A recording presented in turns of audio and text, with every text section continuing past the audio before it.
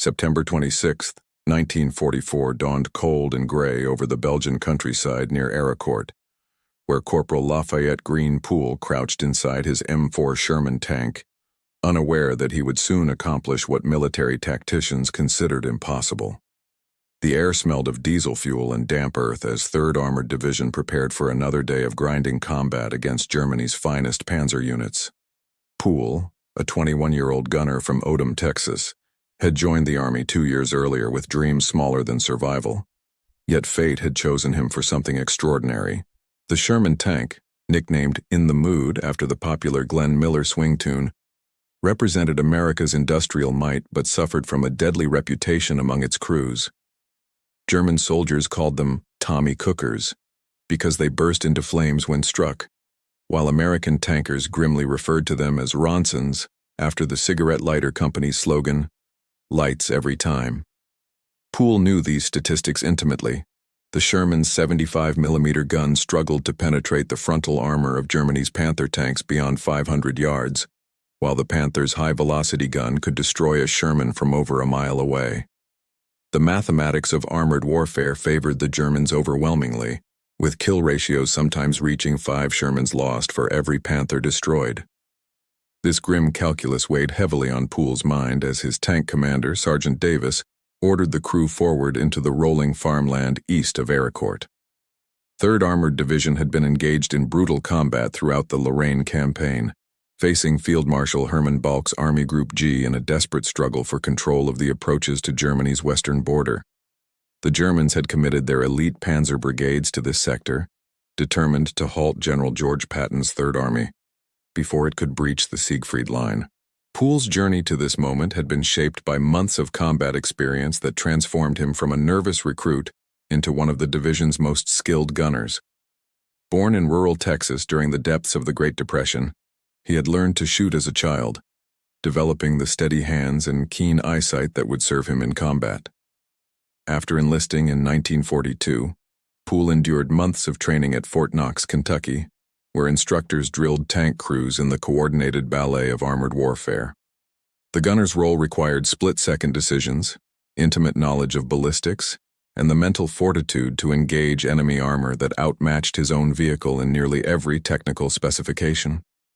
According to accounts preserved in the United States Army's official combat interviews, and later documented in Stephen Zaloga's comprehensive study, Armored Thunderbolt, the U.S. Army Sherman in World War II, Poole had already distinguished himself during the division's advance across France.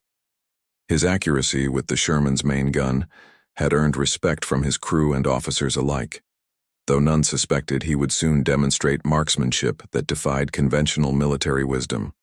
The crew of In the Mood had bonded through shared danger, developing the wordless communication essential for survival in mechanized combat. As morning mist began lifting from the Belgian fields, Poole adjusted his position behind the gun sight, checking traverse mechanisms and ammunition types. The loader had stacked armor-piercing rounds within easy reach, though everyone knew these projectiles struggled against Panther armor, unless fired at point-blank range or aimed at vulnerable side armor. Poole's commander scanned the terrain through his periscope, searching for signs of German movement in the hedgerows and tree lines that dominated this agricultural landscape, transformed into a chessboard of death. The radio crackled with terse warnings as reconnaissance elements reported German armor moving through the villages northeast of Ericourt, and Poole felt his stomach tighten with the familiar cocktail of adrenaline and dread that preceded combat. Intelligence officers had briefed the division on increasing German counterattacks in this sector, with Wehrmacht commanders committing precious panzer reserves to prevent American forces from establishing bridgeheads across the Moselle River. What Poole could not know was that 5th Panzer Army had concentrated elements of the 113th Panzer Brigade specifically to destroy 3rd Armored Division's spearheads, and his tank crew was rolling directly into their killing zone. Sergeant Davis ordered the driver to advance cautiously through a shallow valley, bordered by rising ground on both flanks, the worst possible terrain for Sherman tanks facing superior German armor. Military doctrine emphasized the importance of favorable positioning when engaging Panthers, recommending ambush tactics that allowed Shermans to fire at side armor from concealed positions. But the fluid nature of the Lorraine campaign, often forced American tank crews into meeting engagements where superior German optics, armor protection, and firepower created devastating advantages. Poole checked his gun sight again, knowing that survival depended on firing first and hitting vulnerable spots with impossible precision. The morning had advanced to approximately 1000 hours when movement flickered along the ridgeline to their right, and Poole's training took over before conscious thought could interfere. Through his gun sight, he identified the distinctive sloped glacis plate and long-barreled gun of a Panther AOSFG, one of Germany's most formidable tanks. The Panther mounted an effective 75mm KWK 42L70 gun, capable of penetrating Sherman armor at ranges exceeding 2,000 yards, while its frontal armor measured up to 80mm at optimal angles, making it nearly impervious to Sherman fire except at suicidal distances. Poole's voice cut through the intercom with controlled urgency, calling out the target as Davis simultaneously spotted 4 additional Panthers emerging from concealed positions along the ridgeline. 5 German tanks against 1 Sherman represented odds that combat statistics suggested should result in quick American destruction, yet Poole's mind processed angles and distances with the calculated precision of a chess master analyzing an endgame position. The Germans held every tactical advantage: superior positioning on elevated ground, numerical superiority, better armor and firepower, but they had made one critical mistake by revealing their positions before achieving optimal firing solutions. The first Panther's turret began traversing toward In the Mood, and Poole knew he had perhaps 3 seconds before the German gunner would fire. He identified a slight angle in the Panther's positioning that exposed a fraction of its side armor, the junction where the turret met the hull, a weak point that required extraordinary accuracy to exploit. His hands moved across the gun controls with practiced fluidity, adjusting elevation and traverse while his foot hovered over the firing pedal. The loader slammed an armor-piercing round into the breech and screamed, "Up!" signaling Poole could fire. The Sherman's 75mm gun roared, and recoil rocked the entire vehicle as Poole's round streaked across 400 yards of Belgian farmland to strike the first Panther precisely where he had aimed.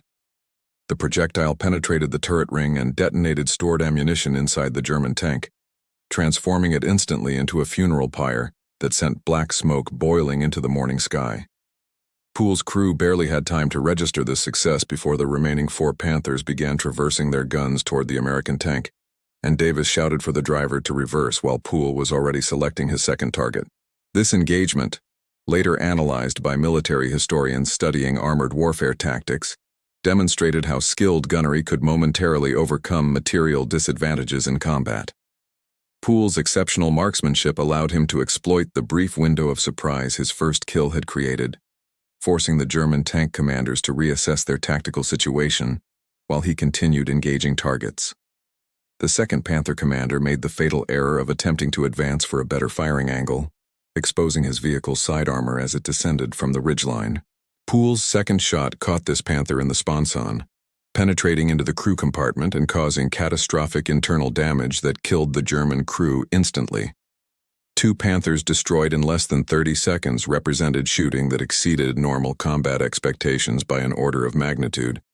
Yet Poole had no time to celebrate, as the remaining 3 German tanks began coordinating their fire. Sergeant Davis demonstrated the combat leadership that separated veteran tank commanders from those who got their crews killed, ordering evasive maneuvers while maintaining In the Mood in a position where Poole could continue engaging the surviving Panthers. The German tanks had split their formation, with 2 Panthers attempting to flank the Sherman from opposite sides, while the third provided covering fire from the ridgeline. This represented textbook Panzer tactics, designed to overwhelm a single enemy tank through coordinated fire from multiple angles. But Davis countered by positioning his tank near a stone farmhouse that partially masked their hull while leaving Poole's turret free to traverse. The third Panther fired from approximately 600 yards, and its 75mm round screamed past In the Mood with mere inches to spare, the shell's passage creating a crack like thunder that rattled teeth and turned bowels to water. Poole forced his mind to ignore the proximity of death, focusing instead on the geometry of his next shot as the loader frantically chambered another armor-piercing round. The Panther on the left flank presented a quartering angle that exposed the join between its hull and track assembly, a vulnerable point that could immobilize the tank, even if it did not achieve a catastrophic kill. Poole's third shot struck exactly where he intended, shearing off the Panther's left track and sending the 45-ton vehicle slewing sideways as its damaged suspension collapsed. The German crew bailed out immediately, knowing their immobilized tank had become a death trap, and Poole's attention shifted to the fourth Panther advancing from the right. This German commander showed more tactical sophistication, using terrain features to mask his approach and limiting Poole's available targeting windows. For 30 seconds that felt like 30 hours, the two tanks maneuvered for advantage in a deadly dance where the first clear shot would likely determine the survivor. The accounts of this engagement, later recorded in official after-action reports filed by 3rd Armored Division and subsequently cited in numerous military history studies including Hugh Cole's The Lorraine Campaign, emphasize how Poole's exceptional gunnery combined with his crew's coordinated teamwork to overcome what should have been insurmountable odds. The driver expertly positioned the Sherman to maximize cover while maintaining mobility, while the loader maintained a supply rate that kept Poole's gun continuously fed with ammunition. Davis coordinated these actions while monitoring the tactical situation and calling out threats, demonstrating the orchestrated precision that separated elite tank crews from average ones. The fourth Panther emerged from behind a barn at approximately 300 yards, its turret already traversing toward In the Mood, as the German gunner acquired his target. Poole had anticipated this movement based on terrain analysis, and his gun was already aimed at the point where the Panther would appear. He fired the instant the German tank's glacis plate came into view, his round striking the Panther's gun mantlet with enough force to jam the turret traverse mechanism and penetrate into the fighting compartment. Smoke began pouring from the disabled German tank as its crew evacuated, leaving only the 5th Panther still combat effective. This final German tank commander recognized he faced an opponent whose marksmanship exceeded anything in his combat experience, and he attempted to withdraw to a position where he could coordinate with other German units in the area. Poole's instincts, honed through months of combat, predicted this movement, and he called for Davis to order the driver forward to maintain contact. The Sherman advanced aggressively, a risky maneuver that placed it in potential danger from other German forces but prevented the surviving Panther from escaping to fight another day. The chase lasted perhaps 2 minutes across fields recently harvested of their grain, both tanks moving at maximum speed, as Poole maintained visual contact through his gun sight. The fleeing Panther attempted to reach a tree line that would provide concealment, but the Sherman's slight speed advantage closed the distance to approximately 400 yards. The German commander made his final mistake by attempting to pivot and fire while still moving, a difficult shot even for experienced crews that exposed his vehicle's side armor for crucial seconds. Poole's 5th and final shot of the engagement struck the Panther's engine deck, penetrating into the power plant and fuel systems. Flames erupted immediately, forcing the German crew to bail out as their tank became an inferno. The sudden silence that followed the engagement felt almost physical in its intensity, broken only by the crackling flames from burning Panthers and the labored breathing of In the Mood's crew members, processing what they had just survived. Sergeant Davis broke the spell by ordering a tactical withdrawal before additional German forces could arrive to investigate the column of black smoke marking 5 destroyed tanks. Poole's hands trembled slightly as adrenaline began draining from his system, the delayed recognition of how close death had passed settling into his bones like winter cold. As In the Mood reversed away from the killing ground, Davis radioed division headquarters with a contact report that initially met with skepticism from staff officers who questioned whether one Sherman crew could have destroyed 5 Panthers in a single engagement. The mathematics seemed impossible. American armor doctrine assumed losses of 4 to 5 Shermans for each German heavy tank destroyed, yet Poole had reversed this equation through marksmanship that exceeded the 99th percentile of combat performance. Division intelligence officers would later visit the site to confirm the kills, photographing the destroyed Panthers and interviewing Poole's crew to understand how this tactical miracle had occurred. The psychological impact of such an engagement on both sides rippled through the Lorraine campaign in ways that transcended the immediate tactical significance of 5 destroyed tanks. For American tank crews who had endured weeks of brutal combat against superior German armor, Poole's achievement provided proof that skilled gunnery and tactical aggression could overcome material disadvantages. The story spread rapidly through 3rd Armored Division's ranks, embellished with each retelling but fundamentally accurate in its core details. One Sherman gunner had destroyed 5 Panthers through 5 consecutive shots, each finding vulnerable points with precision that seemed superhuman. German commanders analyzing the engagement faced uncomfortable questions about how their supposedly invincible Panthers had been systematically destroyed by an American tank they considered technologically inferior. The 5th Panzer Army's tactical assessments began emphasizing the danger of underestimating American tank crews, particularly those who had accumulated combat experience through months of continuous operations. Wehrmacht training manuals already stressed the importance of firing first against Allied armor, but Poole's performance highlighted how even momentary tactical errors could prove fatal against skilled opponents. Poole himself struggled to process his transition from anonymous tank gunner to division legend within the span of a single morning. He had joined the Army with modest expectations, hoping to serve honorably and survive to return home to Texas, not to achieve the kind of combat performance that would be studied in military academies for generations. The weight of recognition sat uncomfortably on shoulders more accustomed to the anonymous camaraderie of enlisted soldiers who fought not for glory but for survival, and the men beside them in the steel coffins they called home. The technical analysis of Poole's shooting revealed several factors that contributed to his extraordinary performance that morning near Aracourt. His pre-war experience hunting in rural Texas had developed the hand-eye coordination and distance estimation skills essential for accurate gunnery. Months of combat had refined his understanding of German tank vulnerabilities and the specific angles at which Sherman rounds could penetrate Panther armor. The countless hours spent training with his crew had created the wordless communication necessary for rapid target engagement.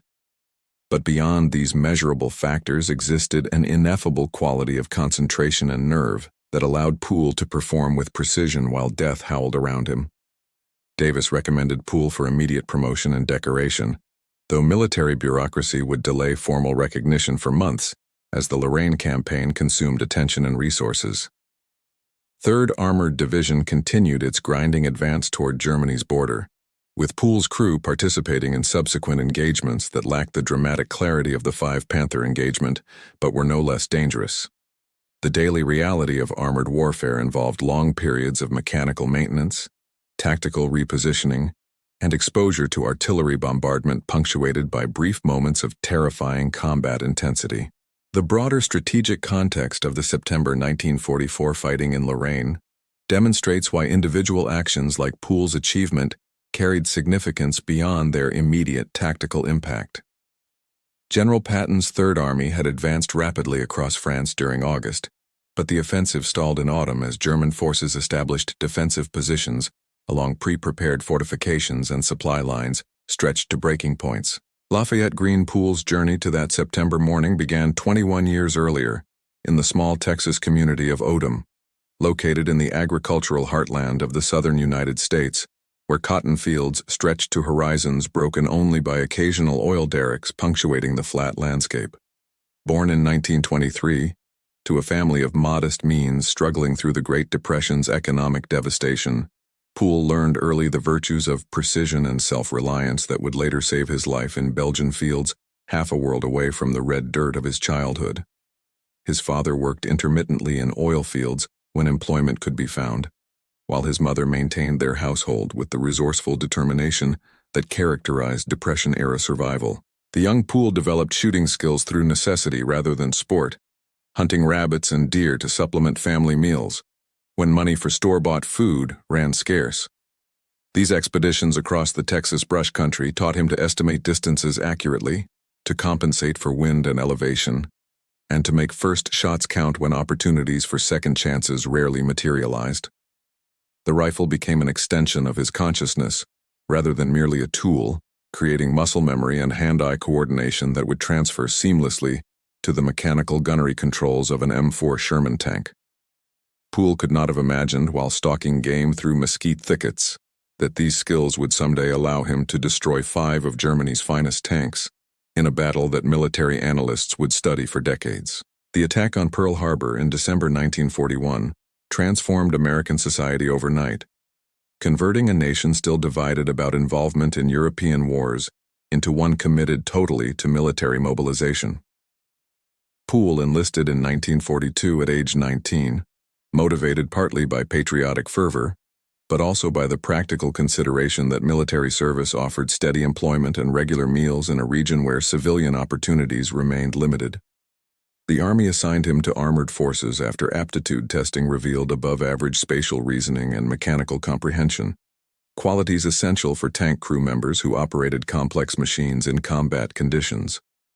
Training at Fort Knox, Kentucky introduced Poole to the M4 Sherman tank that would become his combat vehicle, and eventually his instrument of legendary marksmanship. The Sherman represented American industrial philosophy, reliable, mass-produced, mechanically straightforward, and designed for maintenance by crew members with minimal technical training. Instructors emphasized the tank's weaknesses honestly, acknowledging that German Panthers and Tigers outmatched Shermans in armor protection and firepower, but stressing that American tactical doctrine compensated through numerical superiority, mechanical reliability, and aggressive maneuver warfare. Poole absorbed these lessons while developing proficiency with the Sherman's 75mm gun, spending hundreds of hours on firing ranges, learning to judge distances, select ammunition types, and maintain rate of fire under simulated combat stress. The accounts of Poole's training period, documented in his military service records and later interviews conducted by military historians, reveal a soldier who approached gunnery with methodical dedication rather than natural brilliance. He studied ballistic tables until he could recall trajectory data from memory, practiced gun laying until traverse and elevation adjustments became instinctive, and volunteered for extra range time to refine his technique beyond minimum qualification standards. Fellow trainees remembered Poole as quiet and intense, more focused on mastering his craft than on the social dynamics of barracks life. This single-minded dedication to technical excellence would prove decisive when combat demanded split-second decisions under existential pressure. Poole shipped to England in early 1944 as part of 3rd Armored Division's deployment for Operation Overlord, the massive Allied invasion of German-occupied France. The division landed in Normandy shortly after D-Day, entering combat in hedgerow country where visibility rarely exceeded 100 yards, and German defenders had prepared every lane with interlocking fields of fire. Poole's baptism of fire came in brutal close-range engagements where superior German armor mattered less than the ability to fire first from ambush positions.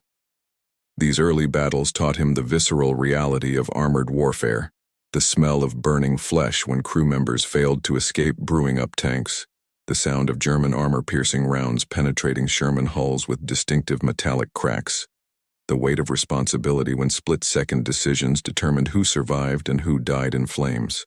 The Normandy campaign transformed Poole from a trained soldier into a combat veteran, the transition marked by accumulating experience in target identification, tactical movement, and the psychological management of fear that threatened to paralyze decision-making when survival depended on aggressive action. His crew developed the wordless communication essential for combat effectiveness, each member understanding his role in the coordinated sequence of target acquisition, gun laying, ammunition loading, and firing that could mean the difference between destroying an enemy tank or being destroyed themselves. Sergeant Davis recognized Poole's developing expertise and increasingly relied on his judgment during engagements, creating a partnership between commander and gunner that elevated their tank's combat effectiveness above division averages. 3rd Armored Division's advance across France during summer 1944 provided Poole additional combat experience against German armor attempting to delay the Allied breakout from Normandy. The relationship between a tank gunner and his weapon system represented more than mechanical operation. It required an almost intuitive understanding of ballistics, metallurgy, and geometry translated into split-second combat decisions. Poole's mastery of the Sherman 75mm M3 gun reflected hundreds of hours studying not merely how to fire the weapon, but understanding why rounds behaved as they did under varying combat conditions. The gun fired several ammunition types, each with distinct characteristics that Poole learned to exploit based on range, target type, and tactical situation. Armor-piercing M61 rounds used hardened steel projectiles with minimal explosive filler, designed to penetrate enemy armor through kinetic energy rather than blast effect. High-explosive M48 shells proved effective against soft targets and fortifications, but lacked penetrating power against armored vehicles. The critical challenge Poole faced involved the Sherman's fundamental disadvantage against German heavy tanks. American 75mm armor-piercing rounds simply could not penetrate Panther frontal armor, except at near-suicidal ranges below 300 yards. German metallurgy and armor design had created glacis plates, angled at 55 degrees from vertical, increasing effective thickness to approximately 140 millimeters against rounds striking head-on. Poole's only viable option involved targeting weak points: the turret ring where armor thinned to allow rotation, the gun mantlet where structural requirements created potential shot traps, the side hull where armor measured only 40 millimeters, and the engine deck where thin plating protected power plants and fuel systems.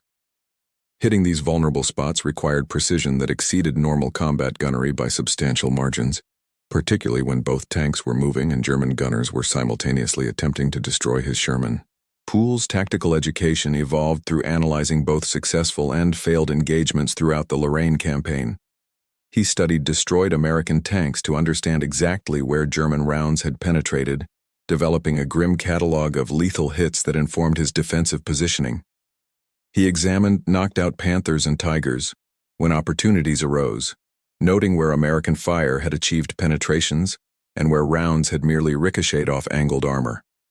This empirical education supplemented official training materials with hard-won battlefield knowledge, creating a comprehensive understanding of German tank vulnerabilities that few Allied gunners possessed. Poole learned that Panthers were particularly susceptible to side shots into the sponson areas above the tracks, where ammunition storage made penetrations likely to cause catastrophic explosions. The psychological dimension of tank combat represented another factor in Poole's development as an elite gunner.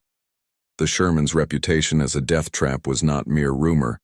American tankers suffered casualty rates that approached those of infantry units in intense combat, with crews often burning alive when penetrating hits ignited stored ammunition and fuel. Poole witnessed fellow tankers die this way repeatedly throughout the French campaign, the experience creating what modern psychology would recognize as combat stress, but which 1940s military culture dismissed as cowardice if it impaired performance. Poole's ability to maintain precision under existential threat reflected either unusual psychological resilience or effective compartmentalization of fear, allowing him to function at peak efficiency when terror would have paralyzed lesser men. The crew dynamics inside In the Mood contributed significantly to Poole's combat effectiveness in ways that statistical analysis of gunnery accuracy could not capture. Tank warfare required coordinated teamwork, where each member's performance directly affected survival probability for all. The loader's ability to maintain rapid ammunition supply allowed Poole to engage multiple targets without fatal delays. The driver's skill at positioning the tank created firing opportunities while minimizing exposure to enemy fire. The bow gunner provided additional firepower and served as backup driver if casualties occurred. Sergeant Davis's command decisions determined when to engage, when to retreat, and how to exploit tactical opportunities. This integrated team effort meant Poole's marksmanship existed within a system that multiplied individual excellence through collective coordination. The broader context of American armored doctrine in World War II helps explain both the Sherman's limitations and Poole's exceptional achievement within those constraints. United States military planners had designed the Sherman as a medium tank, intended primarily for exploitation and pursuit operations after infantry, and specialized tank destroyers dealt with enemy armor. This doctrinal assumption proved flawed in European combat, where German forces employed Panthers and Tigers in defensive roles that forced American medium tanks into direct confrontation with superior enemy armor. The Sherman's advantages, mechanical reliability, ease of maintenance, comfortable crew conditions, and excellent gun stabilization that allowed firing while moving, could not fully compensate for its armor and firepower deficiencies against German heavy tanks. Poole's achievement near Aricourt represented the absolute apex of what skilled gunnery could accomplish within the Sherman's technical limitations, the outlier performance that proved exceptional individuals could overcome systemic disadvantages through a combination of ability and circumstance. Military analysts studying the engagement noted that Poole benefited from several factors beyond his marksmanship. Tactical surprise when his first shot alerted German crews to unexpected danger, favorable terrain that allowed his commander to position for subsequent shots, and apparent inexperience among some German tank commanders who made positioning errors that exposed vulnerabilities. These contextual factors did not diminish Poole's achievement, but rather highlighted how combat success resulted from the intersection of skill, tactics, and fortune, in proportions impossible to precisely measure. The September 26th engagement became a case study in American armored training programs, with instructors analyzing how Poole had systematically exploited German weak points despite overwhelming material disadvantage. Understanding Poole's achievement requires examining the engagement from the perspective of the German tank commanders who faced him that September morning.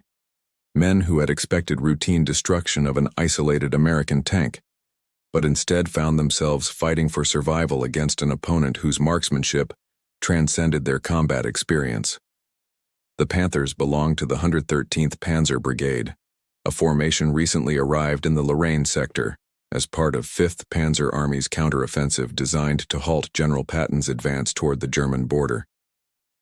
These crews represented a mixture of combat experience, some veterans from the Eastern Front where they had fought Soviet armor in brutal attritional battles, others recent graduates from training schools where declining German industrial capacity meant abbreviated instruction periods and limited ammunition for live fire practice. The lead Panther commander, whose name was lost to history when Poole's first round killed him and most of his crew instantly, had positioned his platoon on elevated ground with clear fields of fire across the approaches to their position. This represented textbook defensive tactics that German armor doctrine emphasized. Occupy terrain that forced enemy tanks to advance uphill while silhouetting themselves against the skyline. Maintain hull-down positions that minimized exposure while maximizing gun depression angles. And coordinate fire among multiple vehicles to overwhelm individual targets through concentrated shooting.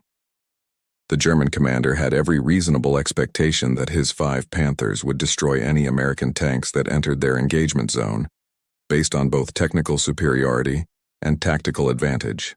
The sudden destruction of the lead Panther shattered these expectations and created immediate tactical confusion among the surviving German crews. Standard procedure called for suppressive fire on the enemy position while maneuvering for better shots, but Poole's rapid engagement of the 2nd Panther prevented coordinated response and forced individual commanders to make independent decisions without clear battlefield awareness. This breakdown in tactical coordination represented one of combat's recurring patterns. Even well-trained, technically superior forces could be thrown into disarray by unexpected aggression that disrupted planned responses. The German tank commanders found themselves reacting to Poole's initiative rather than executing their intended ambush, a psychological reversal that multiplied the American gunners' material disadvantage into a temporary tactical advantage. The 3rd Panther's shot that narrowly missed in the mood represented the closest the Germans came to restoring the expected combat dynamics, but the miss illustrated another factor working against them. The Sherman's superior gun stabilization system allowed Poole to fire accurately while moving, whereas German tanks generally required stationary firing positions for precision shooting. This technical detail, often overlooked in discussions emphasizing German armor superiority, provided American gunners with a significant advantage in mobile engagements where movement meant survival. The German gunner, who fired that near miss, likely possessed comparable skill to Poole, but operated within a technical system that limited his ability to shoot effectively on the move. The decision by the 4th Panther commander to attempt flanking maneuvers demonstrated sound tactical thinking, but insufficient appreciation for Poole's exceptional marksmanship and his crew's coordinated teamwork. German doctrine emphasized maneuver warfare and combined arms tactics that avoided straightforward slugging matches where numerical or technical superiority might be negated by terrain or tactical circumstances. The flanking attempt should have succeeded against an average Sherman crew, forcing them to divide attention between multiple threats and creating opportunities for fatal shots from exposed angles. Poole's ability to rapidly acquire, engage, and destroy this maneuvering Panther before it could exploit its positional advantage reflected shooting skills that existed well beyond normal combat standards. The final German tank commander's decision to withdraw represented rational tactical judgment in the face of unexpected losses, but his execution exposed the psychological pressure Poole had created through his devastating initial shooting. A more experienced commander might have used smoke to conceal movement, reversed carefully while maintaining turret orientation toward the threat, or attempted to reach supporting German forces before breaking contact. Instead, this commander attempted a hasty retreat that exposed his tank's vulnerable side armor and gave Poole the clear shot that concluded the engagement. The crew's survival represented small mercy in a battle where 18 other German tankers had died in flames or from penetrating hits that turned their vehicles into steel coffins. German after-action reports following the September 26th fighting near Eracourt reflected the psychological impact of encounters like Poole's engagement on Wehrmacht combat effectiveness. Panther crews began reporting increased caution when engaging American armor, with commanders emphasizing the importance of first-shot kills rather than assuming technical superiority would prevail in extended engagements. These tactical adjustments represented recognition that American tank crews had evolved from the inexperienced soldiers who had struggled in early Normandy fighting into competent opponents, whose gunnery skills could exploit any tactical errors. The mystique of German armor invincibility had eroded through accumulated combat experience on both sides, creating a more balanced psychological dynamic, even when material advantages still favored German tanks. The broader strategic context of Germany's situation in autumn 1944 helps explain why the loss of 5 Panthers in a single engagement carried significance beyond the immediate tactical defeat. The M4 Sherman medium tank that Poole used to achieve his legendary shooting represented American industrial philosophy applied to armored warfare, a design that prioritized mass production, mechanical reliability, and ease of maintenance over the technical sophistication and specialized performance that characterized German Panzer development. Understanding Poole's achievement requires examining the Sherman's capabilities and limitations, the compromises that made it both America's most important armored vehicle and a machine that tankers loved and feared in equal measure. The Sherman's origins traced to 1941 design specifications that emphasized a medium tank capable of being produced in vast numbers by America's automotive industry, shipped overseas in existing cargo vessels, and maintained by crews with minimal technical training. The Sherman's 75mm M3 gun, Poole's instrument for destroying 5 Panthers, represented a compromise between firepower, ammunition capacity, and turret ring diameter that reflected American design philosophy. The gun fired a 17-pound projectile at approximately 2,000 feet per second, generating sufficient kinetic energy to penetrate approximately 3 inches of vertical armor plate at 500 yards when using armor-piercing ammunition. This performance proved adequate against most German medium tanks like the Panzer IV, but fell short against the Panther's frontal armor that reached effective thickness exceeding 5 inches when striking angle was considered. The gun's saving grace was its excellent accuracy and the Sherman's superior gun stabilization system that allowed firing while moving, advantages that Poole exploited fully during his engagement. The Sherman's armor protection represented its most obvious weakness when facing German tank guns, particularly the Panther's high-velocity 75mm weapon that could penetrate Sherman frontal armor at ranges exceeding 1 mile. The Sherman's glacis plate measured only 2 inches thick at a 47-degree angle from vertical, providing effective thickness of approximately 3 inches against rounds striking head-on. This proved adequate against German anti-tank guns and lighter tank weapons, but offered minimal protection against Panther or Tiger main guns. The turret front measured 3 inches thick with better angle, while side armor reduced to 1.5 inches that could be penetrated by even light anti-tank weapons at close range. These specifications meant Sherman crews lived with constant awareness that enemy armor-piercing rounds could penetrate their tank from virtually any angle at normal combat ranges. The Sherman's mechanical systems reflected American automotive engineering expertise applied to military requirements, creating a tank that could cover hundreds of miles with minimal breakdowns when properly maintained. The Continental R975 radial engine, adapted from aircraft applications, generated 400 horsepower that propelled the 33-ton tank at speeds approaching 30 miles per hour on roads. The vertical volute spring suspension provided reasonable ride quality and mechanical durability, though it created a tall profile that made the Sherman easier to spot and hit compared to lower German designs.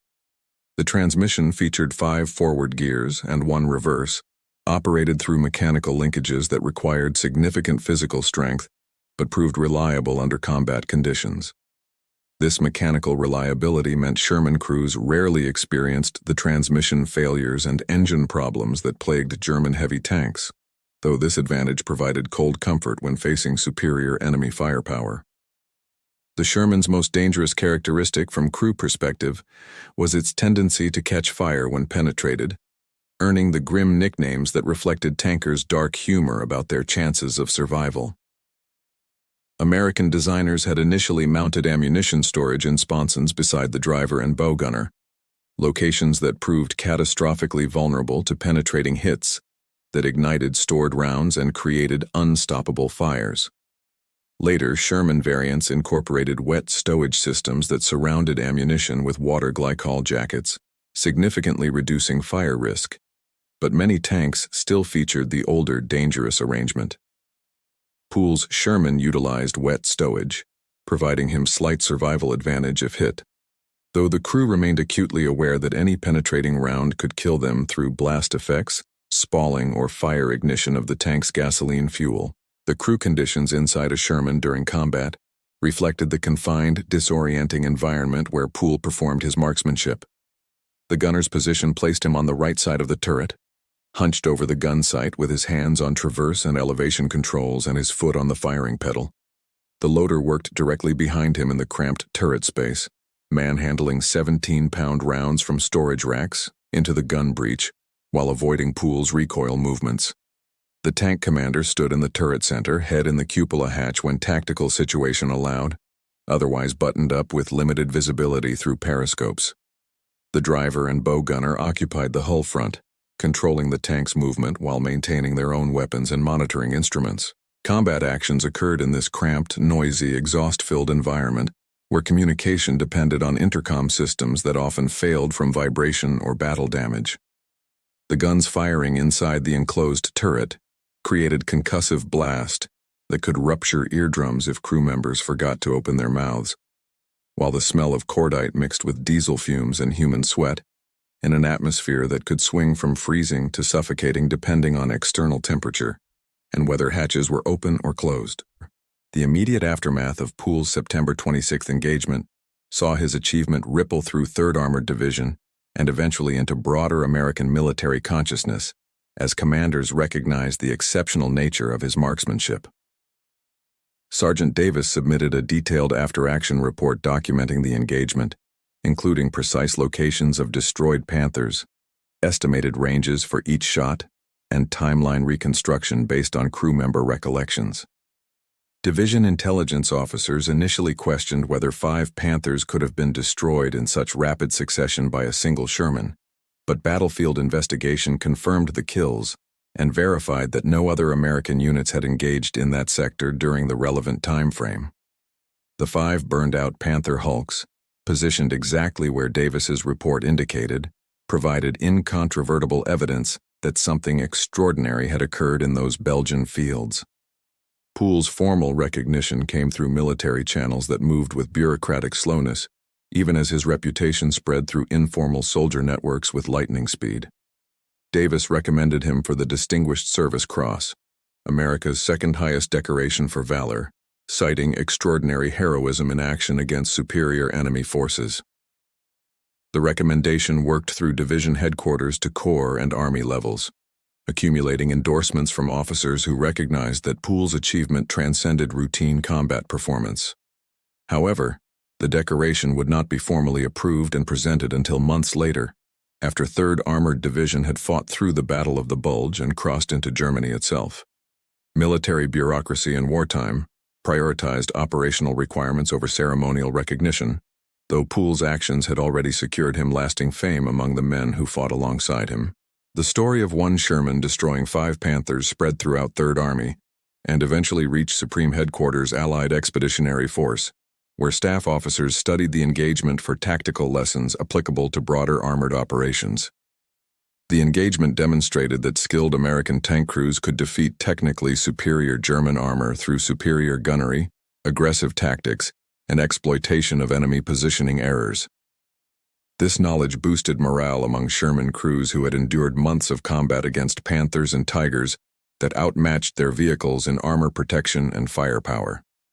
Poole became a symbol of possibility, proof that training, skill, and courage could overcome material disadvantage. Even in the ruthlessly quantitative calculus of armored warfare, where statistics usually predicted outcomes with grim accuracy. German intelligence services eventually learned of the engagement through interrogation of captured American soldiers and analysis of combat reports recovered from overrun positions. Wehrmacht tactical assessments noted the incident as evidence of improving American tank crew quality and emphasized the continuing importance of first-shot kills against Allied armor. Some German commanders began questioning whether reliance on technical superiority had created complacency in tactical execution, allowing skilled American crews like Poole's to exploit positioning errors that earlier war German tank commanders would never have committed. This tactical soul-searching reflected Germany's deteriorating strategic position in autumn 1944, when material shortages and manpower losses forced Wehrmacht units to rely increasingly on technical advantages that meant nothing if tactical execution faltered. Poole continued serving with 3rd Armored Division through the remainder of the European campaign, participating in subsequent battles that lacked the dramatic clarity of his 5 Panther engagement, but proved equally dangerous.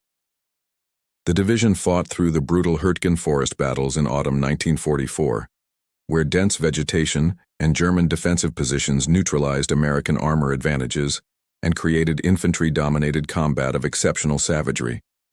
Poole's tank crew endured these operations in supporting roles, providing fire support for infantry advances while remaining vulnerable to German anti-tank weapons that could hide in forest depths until American armor advanced within killing range. The psychological toll of these operations, where survival depended more on fortune than skill, accumulated across weeks of grinding combat that killed men with industrial efficiency.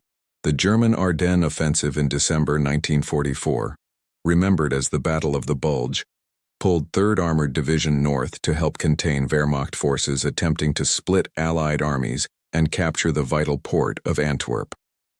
Poole's crew fought in the desperate defensive battles that characterized the campaign's initial phase, when American forces struggled to establish coherent defensive lines against German spearheads that had achieved tactical surprise and local superiority. The winter conditions, deep snow, sub-zero temperatures, limited visibility, created combat environment that challenged even veteran crews like Poole's, with mechanical failures and frostbite threatening effectiveness as much as German fire. Poole's marksmanship remained valuable during this campaign, though opportunities for tank versus tank combat occurred less frequently than during the Lorraine fighting. 3rd Armored Division's advance into Germany in early 1945 exposed Poole to the final phase of European combat, where Wehrmacht resistance became increasingly desperate and fanatical as Nazi Germany collapsed toward inevitable defeat. The division participated in the encirclement of the Ruhr industrial region, capturing hundreds of thousands of German soldiers whose will to fight had finally broken after years of attritional warfare.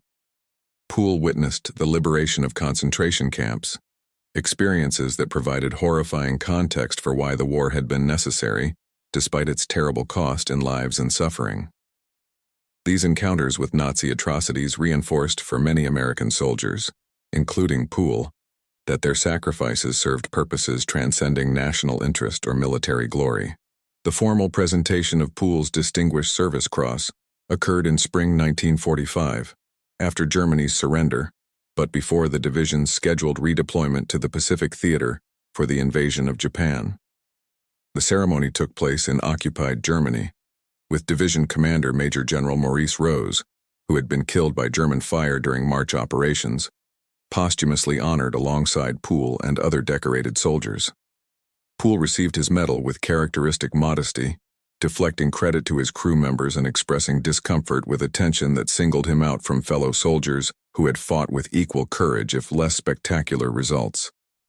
This humility reflected his rural Texas upbringing and the egalitarian ethos of enlisted soldiers who valued competence over recognition. The sudden Japanese surrender following atomic bombings of Hiroshima and Nagasaki in August 1945 spared Poole from additional Pacific combat, allowing him to return to the United States with 3rd Armored Division in autumn 1945. Lafayette Poole's return to civilian life in Texas followed the pattern experienced by millions of American veterans who had survived World War II and now faced the challenge of reintegrating into peacetime society, transformed by their combat experiences. The transition proved difficult for many veterans, including Poole, who found that civilian concerns seemed trivial compared to life-and-death decisions they had made daily in combat. Poole settled in Odom, attempting to resume the life he had left when enlisting in 1942, but discovered that 3 years of combat had changed him in ways that made simple return impossible. The hypervigilance and emotional compartmentalization necessary for survival in tank combat could not be easily abandoned, creating internal tensions between the man he had become and the person his family and community remembered. Poole worked various jobs in the post-war years, never settling into a career that provided the sense of purpose and camaraderie he had experienced in military service. This restlessness characterized many combat veterans who struggled to find civilian equivalents to the intense bonds formed with men who had faced death together. Poole maintained contact with some crew members from In the Mood, occasional letters and rare visits that allowed him to connect with the only people who truly understood what he had experienced. These relationships provided psychological anchoring during years when American society generally expected veterans to simply resume normal lives without acknowledging the trauma they carried. The story of Poole's 5 Panther engagement gradually entered military historical literature through various channels, beginning with official Army histories of the European campaign that cited the action as an example of exceptional individual performance in armored combat. Stephen Zaloga's Armored Thunderbolt, published decades after the war and drawing on extensive archival research, provided detailed technical analysis of how Poole had exploited Sherman capabilities and German vulnerabilities to achieve results that defied normal combat statistics. Military historians debated whether Poole's achievement represented primarily individual skill or fortunate circumstances, though most acknowledged that his marksmanship exceeded normal standards by significant margins, regardless of contextual factors that contributed to success. Poole gave occasional interviews to military historians and researchers studying World War II tank combat, providing first-hand accounts that supplemented official documentation with personal perspective on the engagement. These interviews revealed Poole's continued humility about his achievement and his insistence on crediting crew coordination and leadership as much as his gunnery. He emphasized that destroying 5 Panthers required not just accurate shooting, but also positioning by the driver, ammunition supply by the loader, and tactical decisions by Sergeant Davis that created opportunities for his marksmanship to prove decisive. This perspective reflected Poole's understanding that combat effectiveness resulted from team performance rather than individual heroics, though his shooting clearly represented the irreplaceable element that made the engagement's outcome possible. The broader historical significance of Poole's achievement extends beyond its immediate tactical impact to encompass questions about technology, training, and human factors in military effectiveness. The engagement demonstrated that material superiority could be overcome through superior skill and tactical execution, a lesson relevant to military planning that sometimes overemphasizes technological advantage while undervaluing training and experience. Poole's marksmanship resulted from intensive training, combat experience, and natural ability combined in proportions impossible to replicate through systematic programs, highlighting the role of exceptional individuals in military operations that otherwise follow statistical patterns. Modern military organizations studying Poole's engagement recognize both its inspirational value and its limitations as a planning model. Commanders cannot assume their gunners will perform at Poole's level, but they can create training environments that maximize the probability of developing similar expertise. Lafayette Poole passed away in 1991 at age 68, having lived long enough to see his World War II service recognized by historians and military professionals who studied his legendary engagement. His obituary in the Corpus Christi Caller-Times briefly mentioned his military service, noting his Distinguished Service Cross and his exceptional combat record, though most readers likely had no conception of what those dry facts represented in terms of skill, courage, and survival against overwhelming odds. Poole was buried with military honors in Odom, his casket draped with the American flag he had served with distinction, attended by surviving family members and a handful of fellow veterans who understood what his service had cost and accomplished. The lasting legacy of Poole's September 26, 1944 engagement near Aracourt exists in multiple forms across military education, historical scholarship, and veteran memory. The United States Army Armor School at Fort Moore, Georgia, includes the engagement in case studies of exceptional gunnery performance, using Poole's example to illustrate principles of target acquisition, ammunition selection, and exploitation of enemy vulnerabilities. Military historians cite the engagement when discussing the evolution of American armored warfare capabilities during World War II, noting how crews like Poole's transformed from inexperienced soldiers struggling in Normandy hedgerows into skilled combat teams capable of defeating Germany's finest armor. Veterans of 3rd Armored Division preserved Poole's story through reunion gatherings and unit histories that honored his achievement as representative of the division's combat excellence. The technical lessons from Poole's engagement remain relevant to contemporary armored warfare, despite revolutionary changes in tank technology since 1944. Modern tanks feature composite armor, computerized fire control systems, thermal imaging, and main guns that can destroy targets at ranges exceeding 2 miles, capabilities that would seem like science fiction to Poole and his crew. Yet the fundamental principles Poole demonstrated, the importance of firing first, exploiting enemy weak points, maintaining crew coordination, and performing under extreme stress, remain central to armored combat effectiveness. Military organizations worldwide study historical engagements like Poole's to understand how human factors interact with technology, to determine combat outcomes, recognizing that even the most sophisticated systems require skilled operators to achieve their potential. The human dimension of Poole's story resonates beyond its military significance to encompass broader themes about courage, skill, and survival under existential threat.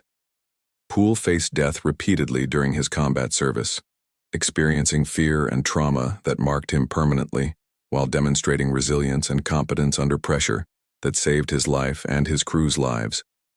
His achievement resulted from the intersection of natural ability, intensive training, combat experience, and circumstance, elements that combined uniquely on that September morning when 5 German Panthers appeared on a Belgian ridgeline, and Poole responded with shooting that would be studied and remembered long after all the participants had passed into history.